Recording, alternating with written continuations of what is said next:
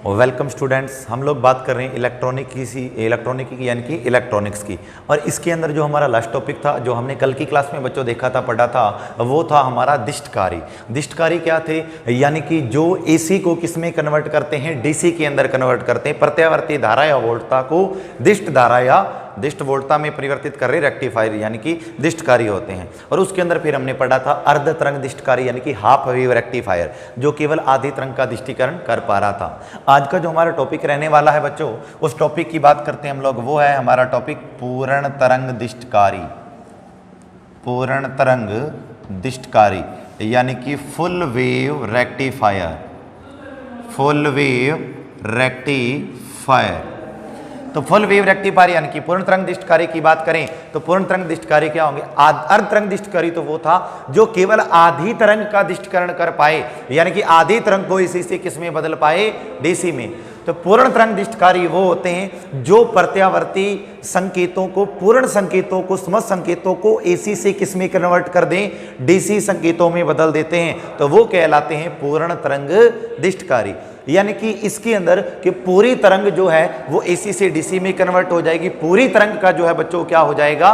दिष्टकरण हो जाएगा। तो ये होते हैं बच्चों पूर्ण तरंग दिष्टकारी।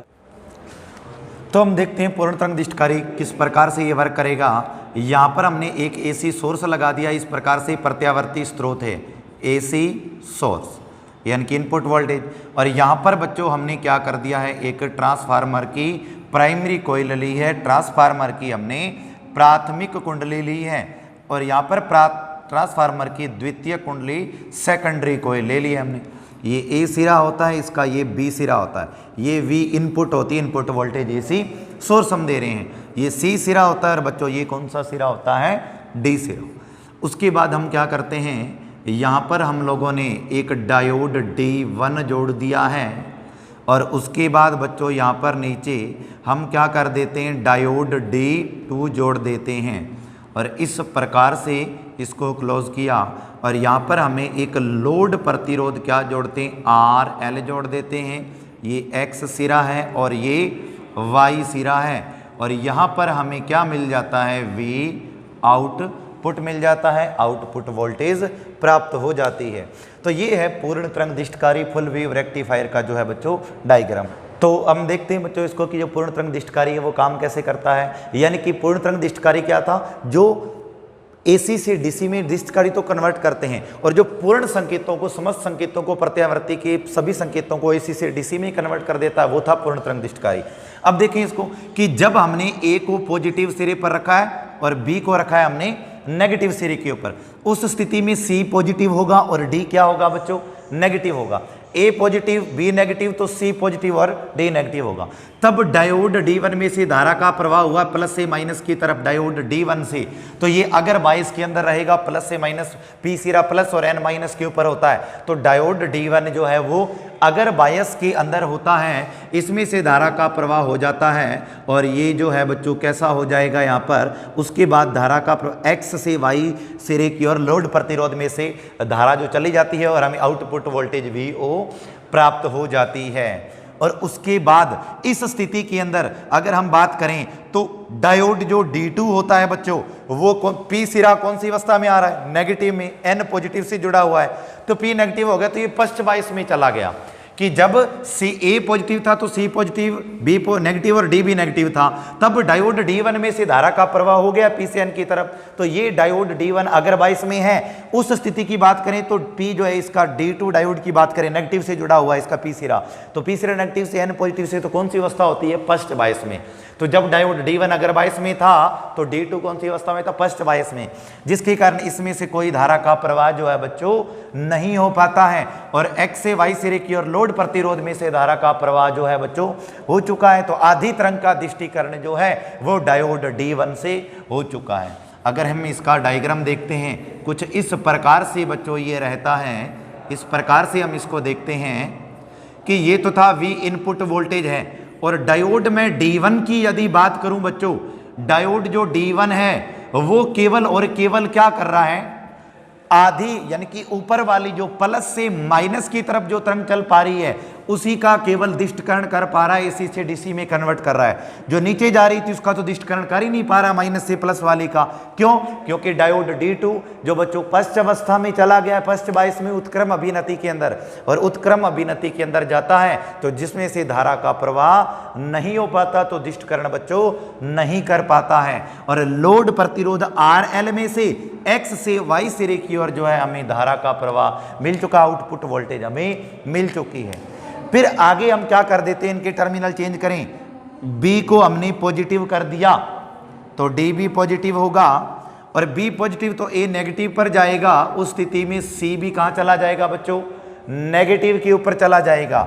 अब डायोड जो D2 है इसका P सिरा जो बच्चों पॉजिटिव से जुड़ चुका है, क्योंकि हमने B को पॉजिटिव किया है, A नेगेटिव होगा, B पॉजिटिव, तो D भी कहां चला गया है बच्चों? पॉजिटिव के ऊपर चला गया है। तो डायोड D2 का ये सिरा प्लस से जुड़ा हुआ है, और डायोड ये फिर नेगेटिव इधर चला जाएगा। तो इसमें से जो धारा का प्रवाह जो है P से N की तरफ हो रहा है, प्लस से माइनस की तरफ देखें हम लोग, तो ये कौन सी अवस्था में चला जाएगा? डायोड D2 अब की बार अगर बायस अवस्था में चला गया है, और ये सिरा नेगेटिव पर चला गया है, C सिरा, तो इसका डायोड D1 की बात करें तो इसका जो P सिरा है बच्चों वो नेगेटिव ऋण टर्मिनल से जुड़ा हुआ है। तो जो डायोड D1 होगा बच्चों वो कौन सी अवस्था में चला गया है? पश्च अवस्था में, उत्क्रम अवस्था अभिनति में, पश्च बायस में, पश्च अभिनति के अंदर रिवर्स बायस में चला गया है। तो इसमें से धारा का प्रवाह नहीं हो पाता। अब शेष आधी तरंग जो थी बच्चों उसका जो है दिष्टकरण हुआ है, नीचे वाली का शेष आधी तरंग का दिष्टीकरण इस प्रकार से धारा प्लस से माइनस जो है चली गई है। ये डायोड D2 अगर बायस में इस प्रकार X से Y की तरफ लोड प्रतिरोध में से धारा का आउटपुट मिल चुका है, तो केवल नीचे वाली आधी तरंग का जो है डायोड D2 से जो हम दिष्टकरण कर पाए हैं। तो इस प्रकार से यदि हम पूरी तरंग का दिष्टकरण देखें तो ये हमें प्राप्त हो चुका है। इस प्रकार से ये आ जाएगा समस्त आउटपुट, इस प्रकार से मिला है हमें, ये आउटपुट वोल्टेज मिल चुकी है, यानी कि पूरी तरंग का दिष्टीकरण हो गया है। कि सबसे पहले हमने क्या किया, यहाँ पर A को पॉजिटिव पे रखा तो B बच्चों किस पे होगा? नेगेटिव पे होगा। और A पॉजिटिव है तो C भी कहाँ होगा? Positive pay. B नेगेटिव तो D भी क्या होगा? नेगेटिव। तो पहले ये डायोड D1 में से देखे तो प्लस, ये प्लस के ऊपर है P सिरा, तो डायोड D1 में से जो है धारा का प्रवाह हो चुका है। तो डायोड D1 उस केस के अंदर बच्चों अगर अवस्था के अंदर है, अगर बायस अवस्था के अंदर है। और डायोड D2 की बात करें तो ये माइनस सिरे से जुड़ा है, तो डायोड जो D2 रहने वाला है वो पश्च अभिनति के अंदर, पश्च अवस्था के अंदर जुड़ा हुआ है। तो D1 अगर बायस में से धारा का प्रवाह हुआ, लोड प्रतिरोध RL में से XY में से जो है धारा प्रवाहित हो चुकी है, इसमें से धारा का प्रवाह हो गया है, तो हमें आउटपुट वोल्टेज भी हो इस प्रकार से मिला। ये तो था इनपुट जो हमने प्रवेश करवाया। डायोड D1 के लिए हमें आउटपुट क्या मिला? D1 के लिए आउटपुट ये मिला कि केवल आधी तरंग का ऊपर वाली का दिष्टीकरण हुआ, AC से DC में कन्वर्ट हो चुकी है। अगले केस के अंदर नेक्स्ट स्थिति में हम क्या जाते हैं? B को पॉजिटिव पे रखते हैं, A नेगेटिव पे जाएगा। B पॉजिटिव है तो बच्चों D भी क्या होगा? पॉजिटिव। A नेगेटिव है तो बच्चों C भी क्या हो जाता है? नेगेटिव हो जाता है। इस केस के अंदर जो डायोड D2 है बच्चों, डायोड D2 की यदि हम बात करें तो वो धारा का प्रवाह इस प्रकार से करवा रहा, P से N की तरफ हो रही है, प्लस से माइनस। तो अब की बार डायोड D2 अगर बायस में आ चुका है और ये माइनस से जुड़ा है इसका P सिरा, तो जो डायोड D1 है बच्चों वो कौन सी अवस्था में आ चुका है? पश्च अवस्था के अंदर, पश्च बायस में आ चुका है। तो यहां से जो धारा का प्रवाह हुआ X से Y सिरे में से धारा इधर गई, लोड प्रतिरोध RL में से हमें आउटपुट मिला, यानी कि केवल आधी तरंग का, शेष आधी तरंग का नीचे वाली का जो है बच्चों दिष्टकरण हुआ। इसका अब की बार नहीं हुआ क्योंकि ये पश्च बायस में था, पश्च बायस में धारा प्रवाह नहीं होगा, दिष्टकरण नहीं होता। तो इस प्रकार से प्रथम जो पहली धनात्मक अर्ध चक्कर के अंदर अगर हम बात करें तो डायोड D1 अगर बायस में रहता है और डायोड D2 बच्चों पश्च बायस में था, तो ये केवल आधी तरंग का दिष्टकरण कर पाया इस प्रकार से। शेष हम ऋणात्मक अर्ध चक्कर की यदि बात करते हैं तो डायोड D2 जो होता है वो अगर बायस में होता है और डायोड जो D1 होता है बच्चों वो पश्च बायस में होता है। तो शेष नीचे वाली अर्ध चक्कर के अंदर आधी तरंग का जो है लोड जो प्रतिरोध में से चली जाती है, आउटपुट मिल जाता है, तो दिष्टकरण कर पाता है। तो इस प्रकार से एक पूर्ण तरंग का जो है बच्चों दिष्टकरण हो चुका है। सभी के सभी प्रत्यावर्ती संकेत जो है बच्चों वो दिष्ट संकेतों के अंदर बदल चुके हैं। तो इस प्रकार से जो है पूर्ण तरंग दिष्टकारी जो बच्चों है फुल वेव रेक्टिफायर काम करता है कि केवल पूरी तरंग का जो है दिष्टकरण कर पाते, हम एसी से डीसी में कन्वर्ट कर सकते हैं। इसके लिए 2 डायोड होने चाहिए।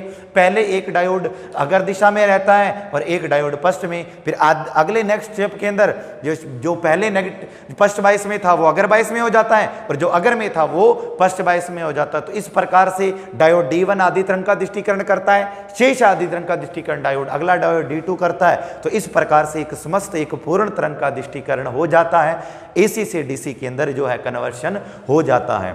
तो बच्चों आज के लिए हम इतना ही पढ़ेंगे। तो ये हमारा पूर्ण तरंग दिष्टकारी था। आगे हम किसी नए टॉपिक के साथ नई वीडियो के साथ लौटेंगे, तब तक आप इसको पढ़ते रहिए। Thank you, good bye.